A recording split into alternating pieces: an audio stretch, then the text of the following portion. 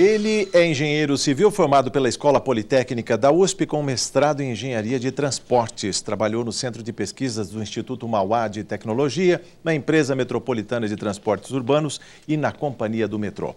O Arena Livre tem o prazer em receber Horácio Figueira, vice-presidente da Associação Brasileira de Pedestres, entidade criada há mais de 30 anos como espaço da cidadania. O assunto de hoje, mobilidade urbana. Conosco nessa arena, os deputados Carlão Pinhatari, do PSDB, Orlando Bolsoni, do PSB, Marco Aurélio, do PT e o deputado Beto Trícoli, do PV. Um prazer em recebê-los em nosso estúdio, prazer em recebê-lo, Horácio. O que falar da figura do pedestre nos dias de hoje? A gente tem aqui em São Paulo 11 milhões de habitantes, 7 milhões de carros. E parece que o pedestre, por mais que chame atenção, ele é estatística, são números, são atropelamentos diários, inclusive alguns na faixa de pedestres, ciclistas. Como é encarar a guerra do trânsito pela visão dos pedestres? Bem-vindo. Obrigado. Nós precisamos de uma mudança de cultura. Há 70 anos, todos nós fomos mal educados. Meus pais, seus pais, eu como pai, fui educado assim: calma, espera, deixa o carro passar, depois você atravessa. Então, culturalmente, todos nós fomos deformados em relação a esse comportamento.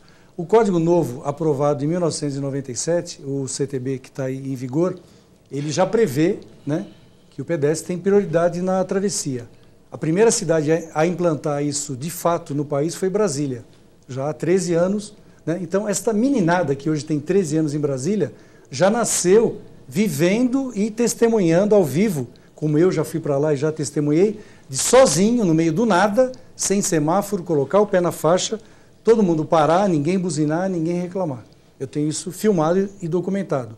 Aqui em São Paulo, a gente esperou muito, esperamos 12 anos e meio para decidir, bom, vamos dar a vez ao pedestre.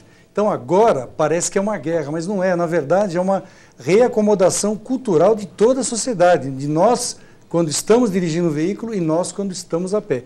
É uma mudança que tem que ser feita amplamente, inclusive acho que a CT está pensando muito pequeno, começou pela Paulista, a área da Sé, agora está estendendo para alguns corredores, quando na verdade em Brasília deu certo em um ano, porque em cada faixa de pedestre tinha um policial fiscalizando. Se isso for mentira, alguém, por favor, pode me desmentir. Então, lá, a coisa foi para valer. Aqui não, eles estão fazendo em doses pequenas, e o que acontece? Eles lançam na mídia que o pedestre agora tem vez. Então, você imagina você atravessando em qualquer cruzamento de bairro de São Paulo... Achando que tem vez. Achando que tem vez. Hoje, eu estava em Pinheiros, um bairro nobre, tudo bem sinalizado. Eu fui atravessar no meio da rua e o taxista simplesmente olhou para mim como quem disse: você está pensando que é o quê? Ele passou, ele não parou. Eu estava no meu tempo, na minha vez, ele não deu a vez. Então, eu acho que chega de atropelamento que pode ser evitado, né? E eu vou além. Vou sugerir aí aos deputados, eu não sei se é possível um projeto de lei nessa linha, mas que todos os órgãos de trânsito desse país, começando pelo Estado de São Paulo, onde vocês têm jurisdição, fossem obrigados a colocar o foco com o tempo de pedestre, com o bonequinho verde e vermelho, para que o pedestre tivesse a chance de atravessar sem entrar em conflito com o veículo. Sim. No tempo dele. Como você colocou muito bem, os fluxos hoje são tão altos que se você numa conversão à direita, que tem 500 automóveis por hora, né, não tem brecha para o veículo parar e dar a vez ao pedestre. Se ele parar, ele vai ficar parado o dia inteiro, porque se tiver um volume de pedestre grande, então você tem que abrir a brecha com a tecnologia e o tempo adequado. Quer dizer, por que as prefeituras não implantam, então, o foco de pedestre? A razão que eu mais escuto de prefeito e secretário de transporte é que custa mais caro do que colocar o foco só para o veículo. Eu perguntaria, né, qual é o preço da vida? Eu vou aproveitar para perguntar para um ex-prefeito, né, o deputado Carlão Pinhatari, ex-prefeito de Votuporanga, este preço nos custos, nos orçamentos municipais. Deputado, sua primeira pergunta ao nosso convidado. Primeiro, eu quero agradecer a você, Jorge, cumprimentar o deputado Marco Aurélio, o deputado Beto Trícoli, o deputado Orlando Bolsoni, ao senhor Horácio Augusto, dizer o seguinte: eu acho que a falta de investimento hoje no trânsito ou na segurança do pedestre não é apenas pelos sinais visuais. Não acredito que seja isso, né? O secretário de trânsito falar isso, ele não pode ser secretário de trânsito. que não coloquei o visor para deixar o pedestre passar porque não tinha. Primeiro que não são todos os cruzamentos que nós temos semáforos.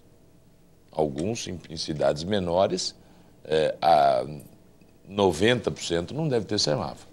Então não tem como de você colocar. Não, só nos semáforos, só nos cruzamentos, perdão, que tivesse foco semafórico para o veículo. Para o veículo. Tá. Então, mas isso aí todos, na minha cidade, todos que tem o de veículos, também tem o de pedestres. A todos? Então, todos. Então eu Porque é uma cidade jovem, não é uma cidade jovem, é diferente. É uma cidade jovem que começou, nós devemos ter lá, uma cidade de 90 mil, então deve ter o quê? 30 jogos de semáforo? Não deve ter nem isso hoje, né? Então, como foi colocado de 10 anos para cá, todos eles já vêm com temporizador, né, com digital, e também com temporizador de pedestre. Mas o que eu vejo hoje é que São Paulo, se a gente for falar da nossa capital, São Paulo é uma cidade diferente de tudo.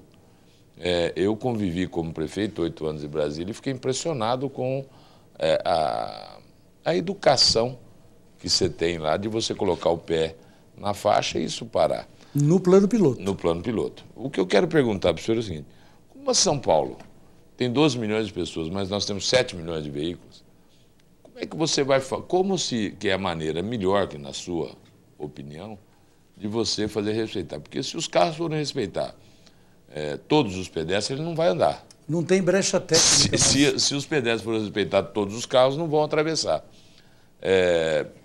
Eu imagino que a gente vai ter que estudar alguma outra maneira para fazer isso. Eu gostaria de ouvir do senhor qual que o senhor acha que é a melhor maneira para se... Primeiro, a educação. Conciliar interesses. Conciliar esses interesses do pedestre e do automóvel. Em dois exemplos diferentes. Cruzamento que tem só o pare.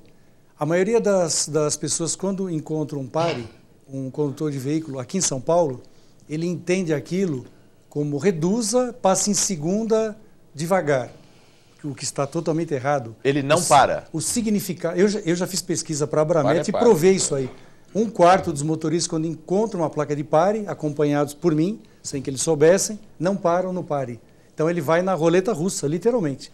Porque o pare é igualzinho o semáforo vermelho. Ele tem que parar, velocidade zero, engatar a primeira, olhar para a direita, para a esquerda, ver se não vem pedestre, ciclista, veículo na transversal. Aí sim ele vai ter o direito de cruzar esta via. E as pessoas acham que não. Que ali o pare é mais ou menos assim, eu passo devagar e dá um jeito. E aí não dá.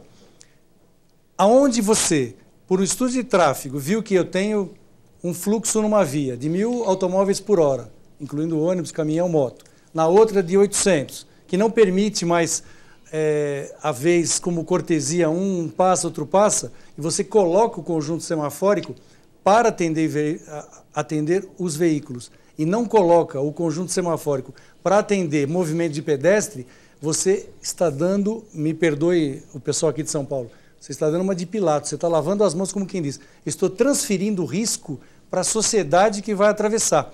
Então, eu não vejo outra saída. Como resolver esse conflito? É simples. Esta via tem 40 segundos de verde, essa tem 30 segundos de verde. Eu vou tirar 7 segundos dessa, 7 dessa e dou 14 de vermelho total para que o pedestre atravesse. Ó, na minha família, eu tenho um irmão que eu perdi há 47 anos atropelado. Há 1 ano e meio atrás... Ele, eu não sei se foi distração, porque não tinha semáforo, não tinha nada. Minha filha, há 1 ano e meio atrás, foi atravessar na faixa, onde não tem o tempo do pedestre, mas no verde veicular, como está no código. Ela é motorista, ela tem 30 anos de idade, ela não é criança. Ela foi atravessar olhando para trás e na luz verde do semáforo, na faixa, ali próximo ao Museu do Ipiranga. E olhando para trás, ninguém dando seta. Ela caminhando, olhando. O veículo simplesmente veio, fez a conversão sem dar seta, e atropelou, quebrou a tíbia, foi um estrago grande. São acidentes evitáveis. A questão da seta é uma coisa tão simples que a CET agora, depois de 35 anos, que começou a fiscalizar aqui na cidade de São Paulo. Há mais de 10 anos que eu venho batendo com eles. Olha, eu fiz pesquisa, provei que 60% dos motoristas, antes dessa ação do pedestre, não davam seta aqui em São Paulo, nem para mudar de faixa e nem para fazer conversão. Como é que você pode ter um trânsito seguro? Né? Então, as coisas não casam.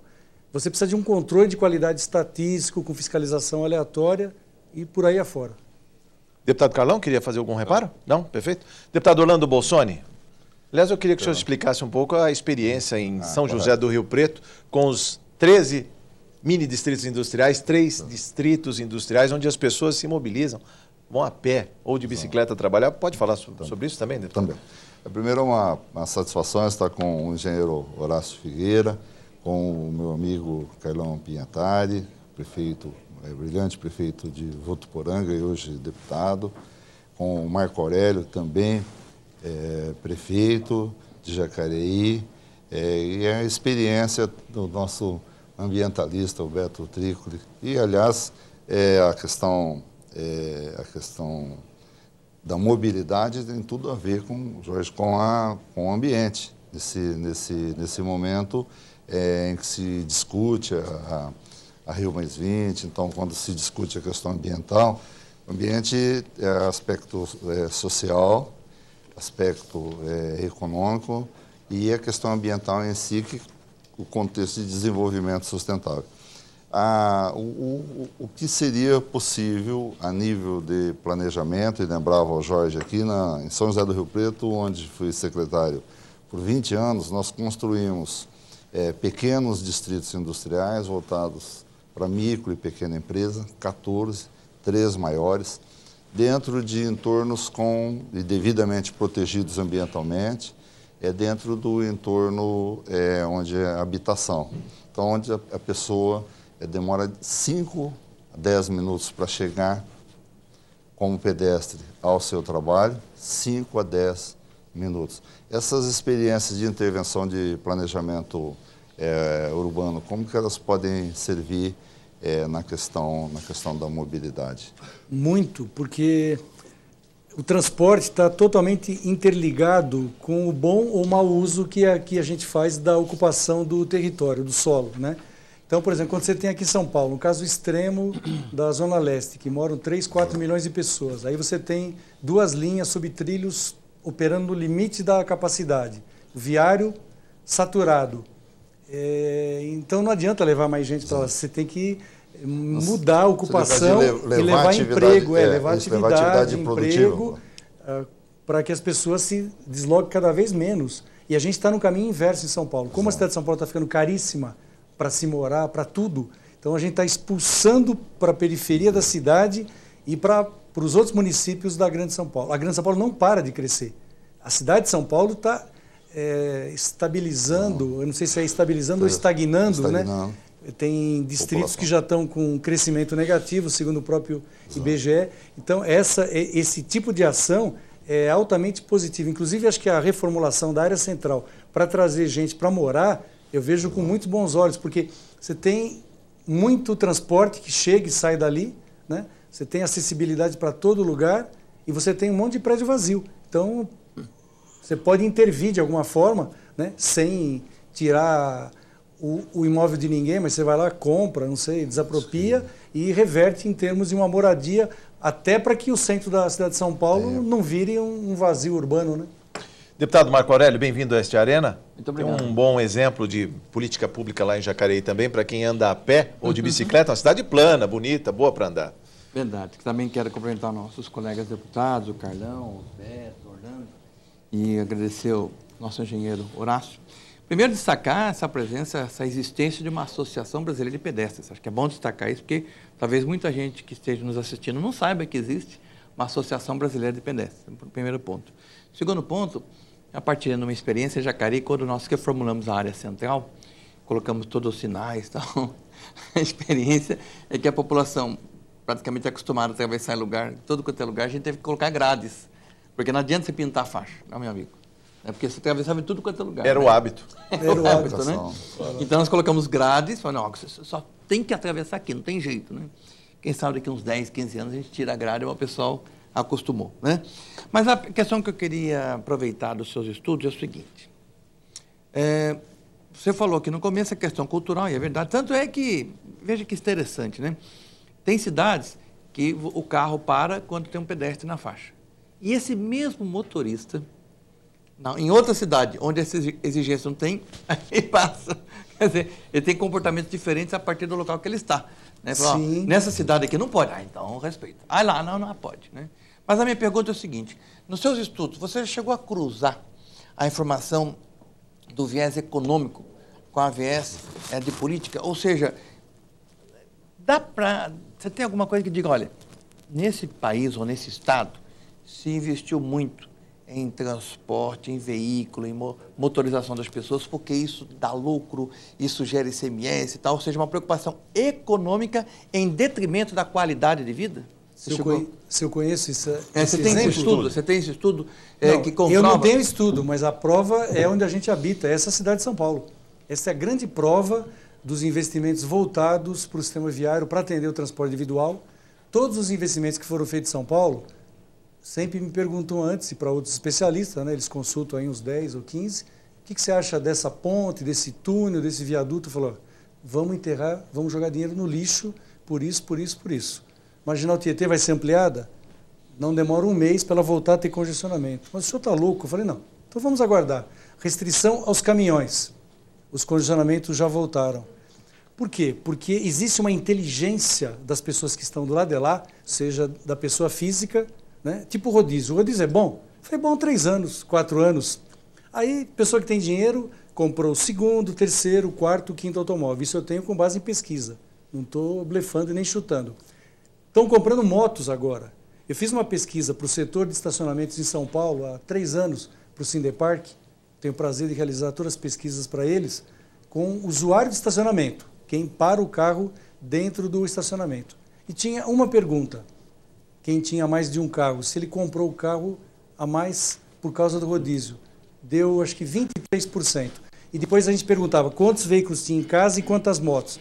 Aí que eu caí da cadeira, porque eu achei que moto, quem estava comprando moto, era classe média e média baixa. É a maior mentira, né, que eu descobri nessa pesquisa. A gente fez a correlação estatística com a renda das pessoas e com o número de carros. É assim, quem tinha um carro em casa, mais ou menos acho que deu 9% que tinha uma moto. Aí ia subindo o número de veículos e a porcentagem que chegava a ter moto foi a 25%. Quer dizer, as pessoas de alta renda estão comprando moto para fugir do rodízio. É loucura, então rodízio é para pobre. Então virou rodízio da hipocrisia ou hipocrisia do rodízio. E tem mais, como o rodízio já cumpriu 15 anos, né? Acho que é isso, 14, 15 anos, então a frota já dobrou. Então quando eu falava que tirava 20% lá atrás, eu tirava 20% de 100%, falando em termos percentuais. Uhum. Se hoje eu tenho 200%, se eu tiro 20% de 200, eu tirei 40% daquele referencial e sobrou 160. Então, eu estou com o dobro autorizado a circular do que eu tinha há 15 anos. Então, se isso resolveu a mobilidade, eu rasgo meu diploma e vou embora. Então, não tem mais como. Então, o automóvel, quem curtiu automóvel há 30, 40 anos atrás, foi feliz. Hoje, usar automóvel aqui na cidade de São Paulo virou um martírio. Então, como inverter essa questão? O congestionamento de automóveis, ninguém mais resolve. Você pode chamar os 1000 maiores especialistas do planeta, dá para eles um orçamento de 10 trilhões de dólares só para obra viária. Fala, ó, esquece o transporte coletivo. Bola tudo que dá para fazer que nós vamos construir. Dinheiro não é problema. Só que se der errado, vocês estão falidos. Eu duvido que apareceria alguém que assinasse um projeto desse que resolve. Não resolve. Então você tem que atacar a questão da mobilidade via transporte coletivo, começando pela superfície. Depois é que vem os outros. Deputado Beto Trícoli, bem-vindo a este Arena Livre. Obrigado, Jorge. Cumprimentar o engenheiro Horácio Figueira, cumprimentar os deputados Carlão Pinhatari, Marco Aurélio, Orlando Bolsoni. Indo direto aí nessa questão da nova legislação, da lei de mobilidade, primeiro que ela permite efetivamente a tarifa e a cobrança nos centros urbanos, ou seja, essa legislação permite tarifamento ou rodízio de trechos ou de áreas, não é isso? Se eu estou enganado. Isso, né? Agora, por outro lado, a legislação, ou voltando ao qual o pedágio começo, que eles estão querendo cobrar? Depois você me pergunta isso. A legislação parece que permite isso. Né? Mas qual o pedágio? Dentre os mecanismos, os instrumentos que a nova legislação pode permitir. Ela tem uma característica, ela é de mobilidade urbana, né? Ela impõe algumas datas, tipo 3 anos, ou enfim, para planejamento, mas também é fato que a legislação, e até porque a maioria aqui já atuou nos municípios, a responsabilidade é do município. Né? Então não é obrigatório, ela passa a ser uma diretriz e um mecanismo de planejamento. Mas voltando, a lei do Código de Trânsito ele foi aprovado há 14 anos atrás. Na primeira cidade, com experiência, Brasília. Né? Lendo aqui os apontamentos, nem 10% ou em torno de 10% dos municípios implantaram essa legislação, né? do Código de Trânsito brasileiro. A municipalização, né? Aplicaram a municipalização. Eu acho que são 800 municípios, se não me engano, e muitos, na verdade, não operam para valer, né? E que me parece importante porque, na verdade, você assume, a responsabilização. Sim. De assumir efetivamente a gestão. Eu te dou o direito, mas o dever também. Sim. Exato. Podem até argumentar de que isso, talvez, entre cidades 10%, em número de veículos, talvez ultrapasse 80% da frota. Mas a gestão, como a gestão é municipalizada e ela tem que estar articulada aqui, efetivamente o índice de acidentes proporcional ao número de carros não diminuiu, ele aumentou. Pelo menos é isso que me passaram aqui. Para cada 1000 carros, você tinha lá, no início da medição, tinha lá 10 vítimas por 1000, né? E hoje a gente está quase em 12 por 1000. Então, proporcionalmente, essa legislação, o Código de Trânsito, ele não trouxe frutos ainda. Com a lei de mobilidade, vai de alguma forma permitir isso? Como aconteceu muitas vezes, até fazendo um paralelo. A sua pergunta foi ótima. Primeiro eu vou voltar na questão da tarifação da circulação urbana. Eu acho que tem um erro aí de foco, né, nessa questão, nesse quesito, que é o seguinte: nós não devemos controlar a demanda, nós devemos controlar a oferta. Eu preciso dar oferta. A decisão se você vai de bicicleta, de moto, de automóvel, a pé, de ônibus, metrô, trem ou de barco é uma decisão do cliente, na minha visão. Né? Então, pedágio urbano. Por isso que eu falei, me pergunte, qual pedágio urbano que vocês estão querendo? Como? Mas existem 2 pedágios urbanos? Sim. Um que o discurso político está vendendo e o outro que vai ser implantado. Para mim, o pedágio urbano já é o estacionamento, onde você só circula e não pode parar, você já está pagando um alto preço. Também. E detalhe, eu não disse que apoio, eu só disse que a lei Não, eu estou falando, é só para explicar, porque existe uma dicotomia de discurso nesse meio técnico, que é o seguinte: não, o pedágio resolve. Eu falei, mas que pedágio? É aquele de $2 que vocês vão cobrar aqui, que é o valor que eu tenho ouvido aí em conversa de técnicos, né? De $2 até R$4, mais ou menos, né? Peraí, então vocês estão comparando conceitos diferentes. O pedágio de Londres é 7 euros, se não me engano, 8 euros, em torno de R$20. É para não compensar a circulação de carros no centro. Então, aí tem 2 pedágios. Eu sou contra os 2 e já vou explicar. O de 20, eu estou passando de papel passado, em cartório, o viário para o rico. Eu conheço pessoas que pagariam R$100 por dia, que eu já conversei, de classe AAA. E não abririam mão do seu assim, carro, né? Nós pobres aqui, nós vamos ter que andar de busão. Né? Então, esse cara iria do Morumbi a Paulista em 10 minutos, só teria ele no viário. Ele pagaria R$100 por dia, ou mais. Até porque muitas vezes paga helicóptero. O de R$3, olha, o de R$3, R$4, de $2, olha a ilusão que você vai fazer. Agora, quer dizer que se eu pagar R$3, R$4, eu vou ter direito ao viário livre? Não. O viário vai continuar entupido, porque se você fizer uma pesquisa e contrata o Ibope, R$3, R$4, todo mundo que usa automóvel vai pagar. Então é uma grande ilusão. Então eu preferia tarifar via estacionamento. Quanto você paga na Paulista? 20 está barato? Então passa para 30 e a prefeitura, de alguma forma, arrecadaria mais. Voltando à questão do código. Por que eu acho que o código não deu certo ainda no nosso país? Porque, primeiro, existe muita ingerência política na fiscalização, questão de multa mesmo, em relação às infrações, quando a gente teria que ter o foco na vida. A meta teria que ser. Cidades pequenas, para mim, não teriam que matar ninguém no trânsito. Ninguém. Mas continuam matando, viu? Sim. Inclusive nas estradas e nas grandes avenidas. Por quê? Nas pesquisas que eu já fiz para a Abramet, em rodovias, em áreas urbanas, já fiz em Salvador e em outras cidades, você cai da cadeira. 80% dos motoristas não passam num teste de acompanhamento de 5 minutos ou 2 quilômetros de percurso.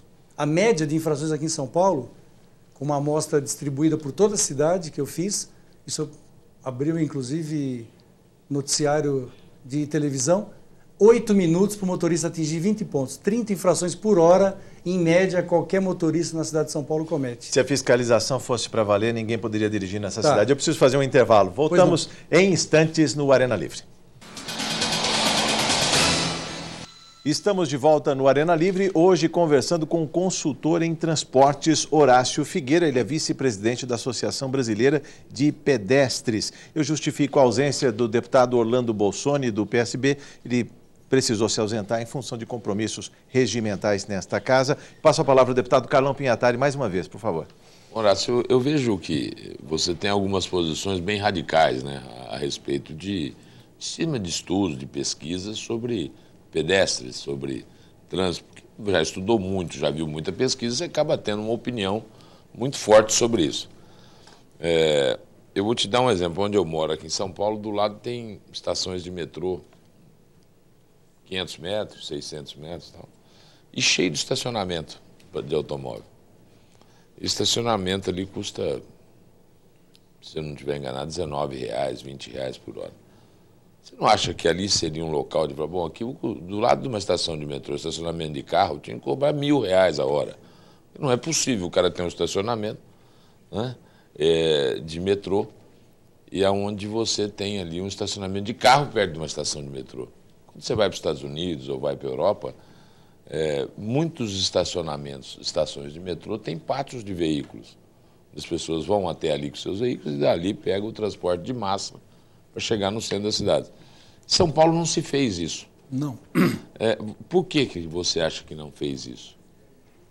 Primeiro porque tem uma origem, né, dos estacionamentos em São Paulo que sempre foram tocados pela iniciativa privada e vão surgindo. O cara compra um terreno, derruba uma casa antiga, às vezes até um patrimônio histórico, né, e para fazer área de estacionamento. Então, é lei de oferta e procura. Por que num bairro custa R$10 para você parar o dia inteiro e na Paulista custa R$30 ou R$40? Porque o preço do IPTU é diferente, o preço do metro quadrado